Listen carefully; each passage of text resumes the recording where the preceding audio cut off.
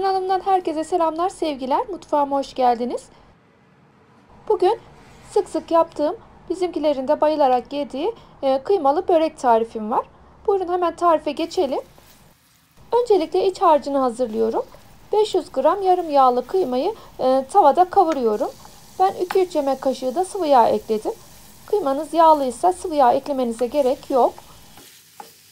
Kıyma suyunu salıp tekrar çekene kadar kavuralım. Bir tane iri soğanı yemeklik olarak doğramıştım. Kıymayı kavurduktan sonra soğanı ekleyip biraz da soğanla kavuracağım.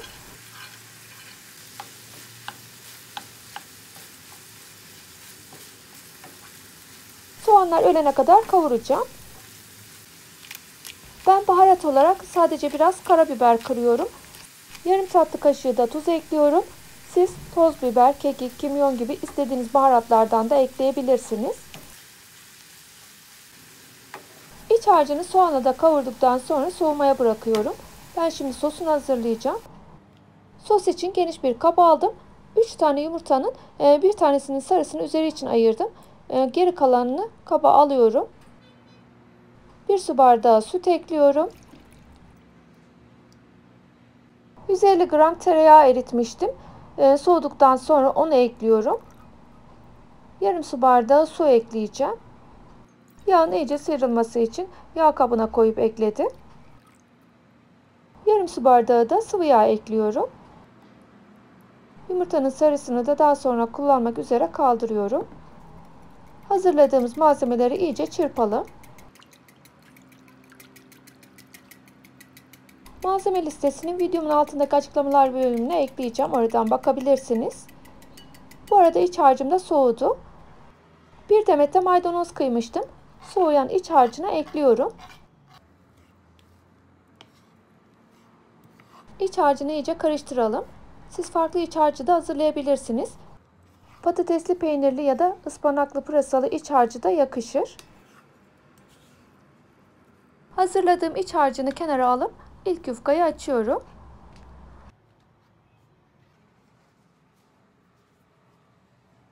Hazırladığım sostan biraz yufkanın üzerine dökeceğim ama dökmeden önce şöyle bir karıştırıyorum.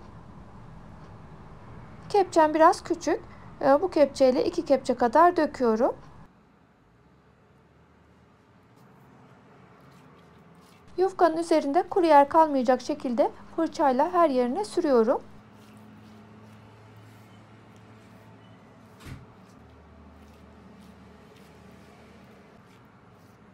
Yufkanın karşılıklı iki ucunu katlayarak ortada birleştiriyorum. Katladığım yerlere de sostan çok az süreceğim.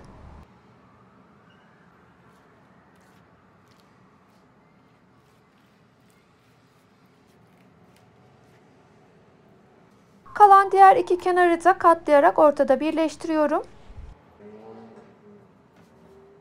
Artık sos sürmeden katladığım yufkayı 4'e kesiyorum.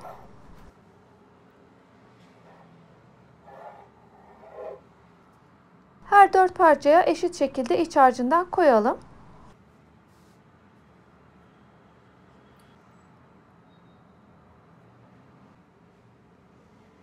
Şimdi böreklere şeklini vereceğim. İlk parçanın karşılıklı iki kenarını biraz üst üste gelecek şekilde katladım. Diğer kenarlarını da üst üste gelecek şekilde katlayıp ters çevirip tepsiye koyacağım. Yani böreklere bohça şeklini veriyorum.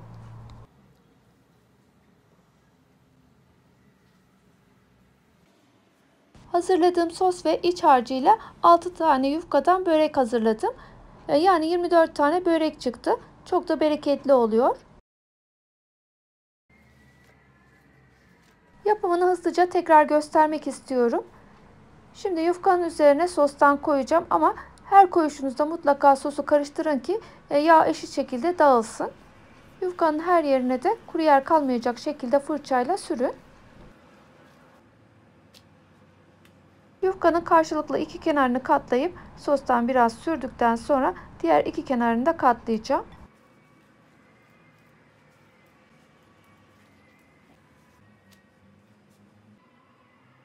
Sostan sürmeden böreği 4'e kesip iç harcını koyalım. Dediğim gibi bu böreği ben evde sık sık yaparım. Bizimkiler çok seviyor. Daha çok kıymalı harçla yapıyorum. Böyle biraz su böreği lezzetinde oluyor. Umarım siz de dener ve beğenirsiniz. Yapımı da oldukça kolay. Böreklere bohça şeklini verdikten sonra ters çevirerek yağlı kağıt serdiğim tepsiye yerleştiriyorum. 6 tane yufkanın hepsini hazırladım. 2 tepsi börek çıkıyor.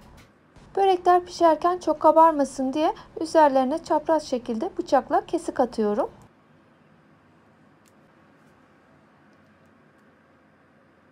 Kanalımda birçok börek tarifi var. Böreklerden oluşturduğum oynatma listesini videomun sonunda ekran görüntüsü yapacağım. Üzerine tıklayarak istediğiniz börek tarifine bakabilirsiniz.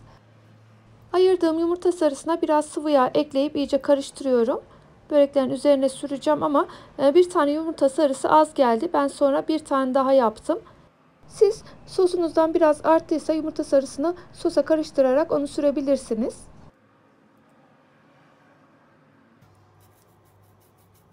Üzerine de çörek otu serpiyorum. İsterseniz susam yapın. Fırını da 200 derece ayarlamıştım. Isındıktan sonra ilk tepsiyi koyuyorum.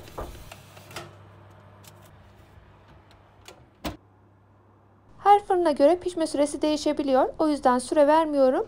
Altı üstü iyice kızarana kadar pişirelim.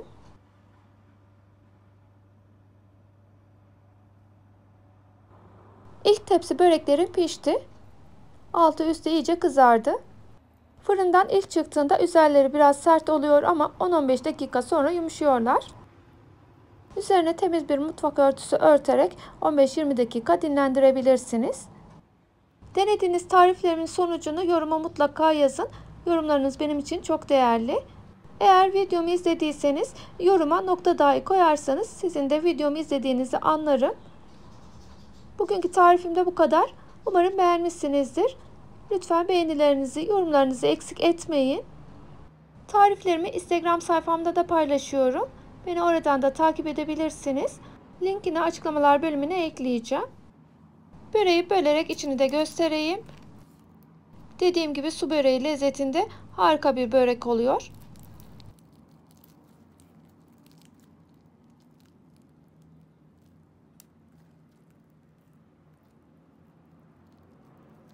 Bugünkü tarifim de bu kadar.